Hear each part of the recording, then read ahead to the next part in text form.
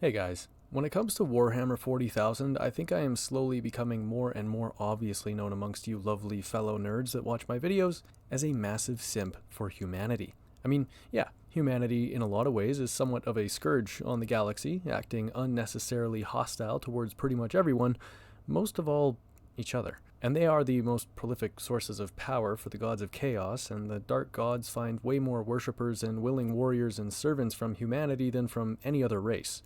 And the Inquisition sucks. And the bureaucracy of the Imperium sucks.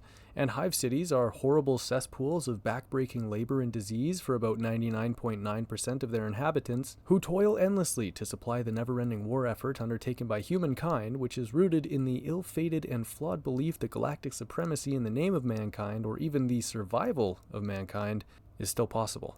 And some would say that that also sucks. But I don't care. I like humanity. I feel like I've chosen humanity as my favorite race in 40k in the same way I choose my sports teams. And I never really chose my favorite teams, they chose me. It just kind of happened, and now I've come to accept that I will probably never see any team I support achieve a high level of success, which is great for my hopeless support of humanity in 40k. You can't be let down if your hopes are never high to begin with. So as long as the people of the Imperium still keep on keeping on, I'm happy. And for better or worse, in the grim dark hellscape that is the far future, I'm rockin' with my fellow humans. However, with that being the case, I think that there isn't enough focus put on all of those who fight and die to protect humanity, or at least to whoop some alien and chaos ass. There's a lot of focus on some of the big dogs, like the Grey Knights or the Death Watch. The Ultramarines are glazed endlessly by Games Workshop to the point where it is just way too much. But I can honestly understand that. Every faction needs its poster child. But what about those who fight for humanity who aren't poster children? What about those that don't get the respect they deserve? Or those that not only don't get respect, but are actively disrespected when it comes to getting shit on in the lore? Today, I'm going to provide a platform for some Astartes chapters that I feel don't get nearly as much respect as they deserve. And I'll be totally honest with you guys, my aim today is not to talk about some super unknown chapters. Instead, we'll be talking about chapters that you've probably already heard about. But today, I'll be trying to convince you to love them just as much as I do. And if this video does well, I'd love to do another one with some actual relatively unknown chapters, or at least chapters that aren't as widely known throughout the 40k community. So if you do enjoy this video and would like to see another more niche version of this video in the future, let me know in the comments. If you want, you can also leave a like and subscribe, if you want. Okay, let's get into it. First off, I want to start with some honorable mentions. I decided that my main focuses in this video would be non-founding chapters, but I also feel that some of the founding chapters really don't get the love that they deserve. So, our honorable mentions will look at some of the OG chapters that not only battled the traitors throughout the Horus Heresy, but also saved the fate of humanity during the Siege of Terra and still continue to fight for the Imperium today. Alright, honorable mention number 1, the White Scars. There's not a whole lot to be said to justify these guys being here, if I'm honest. I know they are already quite popular, but I think they should be even more popular than they are now. Why is that? Well, I'll tell ya. The White Scars have one of the most badass looking 40k characters ever created as their Primarch, and are basically the futuristic version of the Mongol Horde. When the Great Crusade arrived at the planet of Chagorus, its ruler, the long-lost son of the Emperor Jagatai Khan, gladly joined the Emperor, as they both shared the same vision to unite humanity. And they were also ridiculously ruthless warlords. The style of warfare that was born on the Great Plains of Chagorus, combined with the 30,000 years of technological advances that the Imperium offered, resulted in the White Scars having some of the coolest and most fun tactics of any legion. They became known for their lightning-fast hit-and-run tactics, using assault bikes and land speeders to flank and maneuver behind enemy positions, delivering deadly blows before anyone could even realize what was happening. Now, I could go on a massive tangent about why Jagatai Khan is so awesome, namely due to his secretive regret in joining the Imperium and fighting for the Emperor as opposed to trying to remain independent. And while this well-hidden allegation of regret just adds to the coolness factor of the Khan and the White Scars, I'll have to save all that for a later date. Instead, let's talk about the Stormseers. The Stormseers are the vaunted psychic members of the White Scars, and even in the 42nd millennium, they are responsible for choosing the Great Khan, aka the Chapter Master, and the Khans, aka the captains that lead the companies of the White Scars. Any Space Marine chapter that uses actual tactics in their warfare immediately jumps up to the top of my list, and a Space Marine chapter that uses their highly respected psychic warriors to help guide the future of their chapter goes even higher. Also, every White Scar looks cool. And those are the 3 criteria I place above all others: tactics, cool usage of psychic power, and drip. The White Scars crush it in every category. Moving on to our second founding chapter, let's talk about the Iron Hands. I'm always reminded when I include the Iron Hands in a video just how ridiculous they are when it comes to the themes of iron and hands. Their Primarch's name is Ferrus Manus, which means Iron Hands. His hands are made of necrodermis, which isn't iron, but necrodermis kind of looks like iron, so he has iron hands. And Ferrus's flagship was called the Fist of Iron, which is basically Iron Hand. I love the Iron Hands because of this alone, because while Psychers, battle tactics, and drip are great ways to judge a chapter, sometimes you just can't beat good old-fashioned, stupid, silly ridiculousness. But that's not the only reason that I included my iron-handed homies on this list. I can't help but feel that they tend to get pushed aside in the lore, especially in 40k, and when they are mentioned, it's more so just in terms of them being sad, depressed, fatherless weirdos who cut off their body parts and replace them with machinery, which I'm not gonna dispute. They're pretty weird and fatherless. They even continue to hold on to the belief that if the Salamanders and the Raven Guard had fought harder instead of retreating during the Dropsite Massacre on Isfon 5, that Ferrus Manus would still somehow be alive. This is just entirely insane, so you can add being completely delusional to the list of Iron Hands qualities. But what great chapter isn't without its quirks? They can't all be like the Ultramarines, where every warrior is just some perfect logistician whose only greater love than slaying heretics is building model space trains. The Iron Hands believe in the supremacy of cybernetics, choosing to augment their bodies endlessly throughout their lives. Therefore, by the time an Iron Hands warrior reaches veteran status, having survived for multiple hundreds of years, he is very often more machine than man. And the ultimate goal of an Iron Hands Space Marine is to basically become as mechanical as possible, becoming a cybernetic shell that encases a brain and other organs. And therefore, for the Iron Hands, it can truly be said that the greatest honor that can be bestowed upon them is to become a dreadnought. Now, obviously, this is the greatest honor that can be bestowed upon any Space Marine, to fulfill his duty to serve until death, and then to be saved from death and allowed to serve even further in a weaponized sarcophagus that allows immortality at the low cost of going completely insane. And seeing as how the Iron Hands are already inherently delusional, insanity is just the logical next step to take. I'll be honest, I don't think I did a great job of convincing anyone to rate the Iron Hands more highly than they are currently, but I don't care.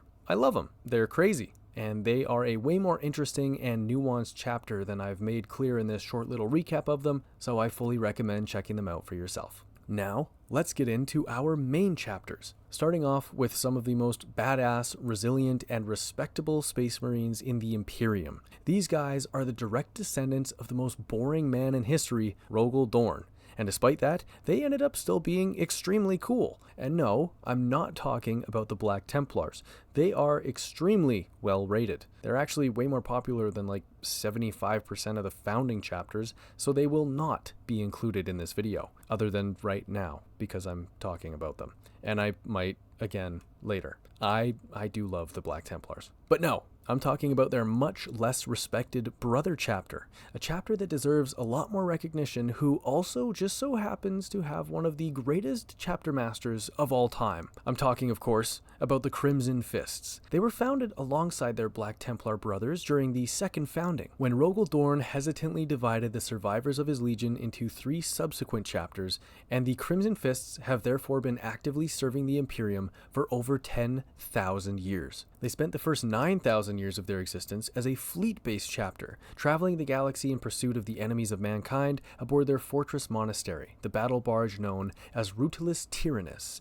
Somewhere around 800 years into the 40th millennium, the Crimson Fists were finally granted their own planet, when the High Lords of Terra bestowed the rights of the planet of Rin's world, located in the Loki sector, onto the chapter. This worked well for the chapter, as they gathered recruits, aka kidnapped lots of children, from nearby planets in the Loki sector over the years. The reason they had been gathering lots of recruits through the sector over the years was due to the fact that the Crimson Fists had spent considerable time and resources, aka Space Marines, in their unceasing fight against the Orcs, who had also gained a strong foothold in the region. And speaking of the Orcs, it's with them that the Crimson Fists have had the most history. This history, which mostly saw them beat the stinky green snot out of the Orcs over the millennia, culminated in the epic Battle of Rindsworld. The Orc warlord, Snagrod, who actually has one of the least silly Orc names you'll ever hear, united many of the Orc factions within the Loki sector and began a huge wah with the goal of conquering the sector and taking Rindsworld, destroying the Crimson Fists in the process. And not only does Snagrod have an almost normal name, but he also seems to have an almost normal IQ level, and therefore doesn't seem to have to rely as much on the silly warp fuckery that so many other Orc warlords do. Snagrod found success in using actual strategy and tactics in his war plans, and his combined forces quickly conquered multiple planets in the sector before setting their sights on Rindsworld. Luckily, after a massive, drawn-out, and brave defense of the planet, the Crimson Fists would prove victorious, somehow. And I could just leave it at that, but I want to take a minute or two to expand on what I mean by somehow. Because when I say they proved victorious somehow, what I really mean is, holy donkey balls, how the actual fuck did they prove victorious? I suggest you watch Krakduk's video on this. I'll link it in the description because he does an absolutely amazing job of breaking down just how crazy the defense of Rindsworld truly was, but I'm also going to do my best here. When the Orcs arrived in the Rin star system, the Crimson Fists, led by their absolutely badass chapter master, who also has one of the coolest names in all of 40k, Pedro Cantor, launched an all-out defensive attack on the advancing Orc forces. They were initially successful, as they annihilated many of the Orcs' initial assault waves, but then disaster struck. A missile carrying a plasma warhead that had been launched to target the Orc fleet failed to make it out of the atmosphere and instead came back down, landing directly on the Arx Tyrannus, the Fist's planetary fortress monastery and primary control center for the planet's defensive satellites. Pedro? More like Pedro, no. Yeah. The explosion of the warhead and the subsequent chain reaction of explosions that it caused killed hundreds of Marines. Luckily, Chapter Master Pedro Cantor survived. You have to say his full name every time, by the way. It's a rule. I didn't make it, and decided to do something that very few other chapter masters would do. When faced with making the decision between leading his remaining warriors in a stupid and pointless but glorious last stand against the Orcs that would surely see them all die, the Crimson Fists, not the Orcs, or dispatch them in small groups of elite units, sending them on missions that would not necessarily take ground, but would help ensure the survival of the chapter and the planet, he chose to do that. Now remember, this is 40k, so approximately 99% of chapter masters probably would have chosen option A, because everyone in the grim darkness of the far future is apparently a fucking moron, but not Pedro Cantor. He eschewed a place in the history books in favor of saving his chapter and his planet, and when Imperial reinforcement did arrive 18 grueling months later, they were eventually able to fight back the Orcs and liberate Rindsworld from their stinky, dirty green paws. And honestly, even though they did beat the Orcs and were able to salvage their home planet, the situation was still pretty dire. The Crimson Fist numbers were absolutely devastated, and every city on Rindsworld, except for the capital, New Rin City, were completely destroyed. And in the aftermath, Pedro Cantor and the Crimson Fists have once again taken to the stars, with more hatred than ever for the Orcs and any other Xenos that may threaten Rindsworld and the wider Imperium. Oh, and one other thing that should cement your love for this chapter, this might even be the main thing, I could have just said this. During the battle for Rindsworld, Alessio Cortez, captain of the 4th Company, had his arm cut off while fighting the Orc war boss Urzog Megkul. See what I mean when I said Snagrod had a relatively normal name earlier? And when Pedro Cantor realized what had happened, he told Cortez, "You've lost an arm, Alessio," to which Cortez replied, "I haven't lost my arm, it's right over there," and pointed at his arm, which was indeed right over there. So there you have it. The Crimson Fists are confirmed as one of the only chapters in the entire galaxy with Space Marines with a sense of humor. Also, they're called the Crimson Fists, and they all have crimson fists. I guess you could call that irony, because earlier I said it was funny that Ferrus Manus had iron hands and led the Iron Hands, and now we have the Crimson Fists, and they have crimson fists, and also irony literally is also like iron, right? Irony, iron hands. Please, please don't leave. Anyways, yeah, I love the Crimson Fists. I guess there's nothing else to say other than keep fisting those aliens, boy. Oh, no. Okay, you can leave if you want. I'm sorry. Let's move on. Time to look at another chapter that is way too badass for how little they're talked about. The Flesh Terrors. I'm a bit of a Blood Angel simp, so even though I could be biased by including these guys, I don't think I am, and I'll explain why. The genetic flaws that curse every son of Sanguinius are well known. The red thirst, the rampant urge to drink the blood of the enemy, makes itself known after a number of years and becomes stronger and stronger as those years continue. It takes very strong willpower to ignore, and even the strongest Astartes are susceptible to eventually succumbing to it completely. Then there's also the Black Rage, a sort of psychic psychosis that affects the most unlucky sons of Sanguinius. When a warrior is afflicted, he begins to believe that he is Sanguinius himself in the moments leading up to him being killed by Horus aboard the Vengeful Spirit. He gains an extra level of strength and vitality, but loses the ability to recognize his brothers and also becomes completely insane. And that's just the standard for most Blood Angels chapters. And then there's the Flesh Terrors. The Flesh Terrors take these genetic curses to an entirely different level. Even though they are a staunchly loyal chapter, they have built a bit of a reputation around the Imperium. There have been numerous cases of Flesh Terrors warriors completely annihilating the enemy they have been called in to defeat, only to be so lost in their rage that they then turn to the next nearest living thing, usually a bunch of guardsmen who are on their side, and go, "Hey, more stuff to kill." Yeah, believe it or not, the chapter known as the Flesh Terrors has a problem with violence and flesh tearing. Who would have thought? Space Marines are scary enough. They're over 2 meters tall and weigh at least half a ton. They can move faster than anything that size should be able to move. Way faster. They are genetically crafted and trained to kill every type of living thing in the galaxy. And in order to maintain all of that power, they need to have the mental fortitude and ability to reason that will allow them to remain under control of that power. The Flesh Terrors generally don't. So they have all those other qualities, and instead of being like an ultramarine who would be doing breathing exercises and staying in close contact with his allies during a battle, Mr. freaking fucking perfect over here, a Flesh Terror basically just becomes a psycho super vampire, fighting the enemy while also fighting the unceasing urge to lose his mind completely. And that is exactly why I love these guys. Flawed characters are just better. Characters that have to constantly fight against some inherent flaw, some curse that they had no part in being afflicted with, and still rising above and continuing to fight are, for me, way more interesting than characters that are just inherently badass and cool. And when it comes to the Flesh Terrors, there is no cooler member of the chapter than their chapter master, Gabriel Seth, or as I like to call him, Goat-Briel Seth. What makes him the GOAT? Seth saw that in order to save his chapter from being cast out from the Imperium for, killing and drinking the blood of the civilians they were supposed to protect, he would have to make some adjustments to their battle strategy. Seth decided that they would begin to deploy earlier than their allies, as well as fighting further away from other Imperial forces to limit their bloodshed. I mean, good job, but it seems like this could have been the very first thing they could have done at the very earliest opportunity, but hey, better late than never. The Flesh Terrors, under Seth's leadership, played an important role during the events of the devastation of Baal, with Seth taking over command of the Sanguinary Brotherhood after Blood Angels chapter master Dante was critically wounded. So, although they do have to fight constantly against the genetic flaws that curse them, the Flesh Terrors still fight tooth and nail to prove their worthiness as warriors of humanity. And they've also been investigated by the Inquisition, and they basically told the Inquisition to fuck off, which they actually did, which on its own makes them one of the best chapters in the Imperium. But additionally, their home planet is basically a tropical death world populated by alien dinosaurs which they hunt without armor or weapons. Dude, I fucking love the Flesh Terrors. Plus, the drip. Oh man, the drip. Beautiful. And now, on to our last underrated chapter. You've heard of these guys, I hope. They're pretty awesome.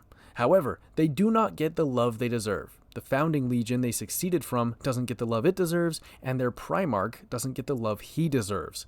That Primarch is Corvus Corax, that founding legion is the Raven Guard, and these guys are the Raptors. Just like the Crimson Fists, the Raptors were created in the Second Founding and have been serving the Imperium for well over 10 millennia. And even though they've been going hard for 10,000 years, they're still extremely active in battles fought across the Imperium, such as the Badab War and the Third War for Armageddon. The Raptors are like the next level up from their Raven Guard brethren when it comes to actually behaving like soldiers and not completely unhinged murder-hungry morons. No offense, Flesh Terrors, I still love you. But the Raptors are just so great because, as you can probably tell from their armor coloring, they are actually aware that battle strategy exists. That strategy includes wearing armor that allows you to blend in with your surroundings. Because, and I'm sorry, Howling Griffins, but dressing up like a ketchup and mustard covered hot dog might not provide you with the best tactical advantage. Also, we don't talk about the old Raptors colors.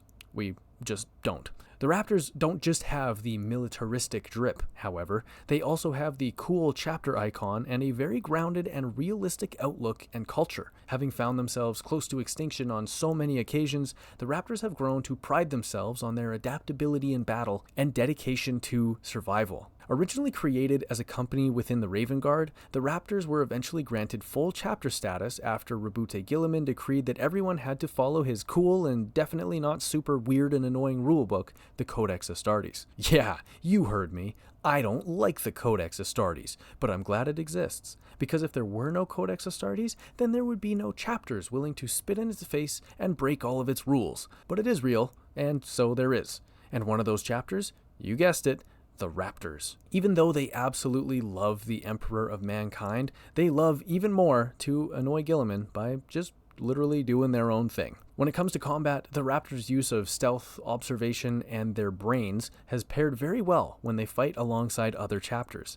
The Raptors were one of the first chapters to join the Indominus Crusade, Gilliman's massive, multifaceted war effort to reconquer lost sectors of the galaxy in the name of the Imperium. They were deployed to fleets Primus, Secundus, and Tertius, and those of them paired with fleet Secundus found themselves fighting alongside the Black Templars. Their strategic use of infiltration and sabotage proved to pair perfectly with the Black Templars' strategy of, fuck it, get 'em, bah! Now, when I said earlier that the Raptors love to spit in the face of the Codex Astartes, they do. But I think I should quickly clarify their stance because it yet again proves just how bound they are to their use of reason. They view the Codex as a proven set of guidelines that can be followed, but they refuse to obey it without question. They therefore deploy in whatever numbers and formations will be most useful for the task at hand, which is again extremely common sense, but this is 40k we're talking about. So common sense is pretty impressive. And speaking of impressive, let's talk about psychic raptors. Just like the White Scars, I think the Raptors have some of the coolest librarians in the setting. The librarians of the Raptors are capable of using what's called farsight, which grants them the ability to cast their vision across the battlefield, picking out targets and ranges way too far to be seen with just the naked eye. While the Raptors, believe it or not, have a love for using jetpacks to rain down death from the sky, the librarians of the Raptors have something even cooler up their ceramite sleeves. They can summon psychic wings of pure warp energy, which appear as crackling green wing-shaped halos of light and allow them to straight up fly. And if that isn't cool enough, they can also summon swarms of warp-born birds of prey, which rise out of a portal on the ground and surround their enemies, screaming and shrieking for their blood. Bro, what the fuck? Games Workshop, take my money! So let me get this straight. They use battle-proven and adaptable tactics. They have some of the coolest librarians in the Imperium, and their drip is fucking elite. By my own criteria, they should be like top 5 chapters in the galaxy. And for me, they are. Even their scout marines are badass. The only downside to the Raptors is that if and when we get live-action 40k content, they cannot include them. Because everyone would watch the Raptors acting like actual futuristic soldiers, and then we would go back to watching the Black Templars hallucinate psychic visions from the Emperor, then take their helmets off and charge into battle with absolutely no plan other than kill enemy for Emperor Grandpa. And keep in mind, these guys could easily be depicted fighting together, as it's happened in the lore, so we could literally see both scenarios happening at the same time. What I'm saying is, the Raptors make most of the rest of the chapters look like a bunch of crayon eaters. And so, there you have it. 2 Founding Legions turned chapters that already do get a lot of love, but in my opinion, deserve a lot more, mostly from the Black Library. Hint hint, Games Workshop, and 3 chapters that are getting up to all kinds of Imperium-aligned antics and top-tier tomfoolery that are already well known throughout the community but should be way more celebrated than they are at the moment. That's just my opinion though, and if you have any other thoughts, feel free to let me know. And these chapters are full of some pretty elite dudes, but I know some dudes, and dudettes, that are somehow even more elite, my channel members. Special thanks goes out to our newest recruits, Aggro240 and Suiting Storm. Thank you both for joining the regiment. If we were all sent into the grimdark future of 40k, I have no doubt that you folks of genius level IQ who have decided to join my channel would have no problem forming one of the greatest chapters the Imperium has ever seen, assuming we don't all get immediately servitorized for not speaking low Gothic. If you'd like to support my channel, you can do so by liking, commenting, subscribing, or even becoming a channel member by clicking the link in the description. As always, thank you so much for watching. See ya!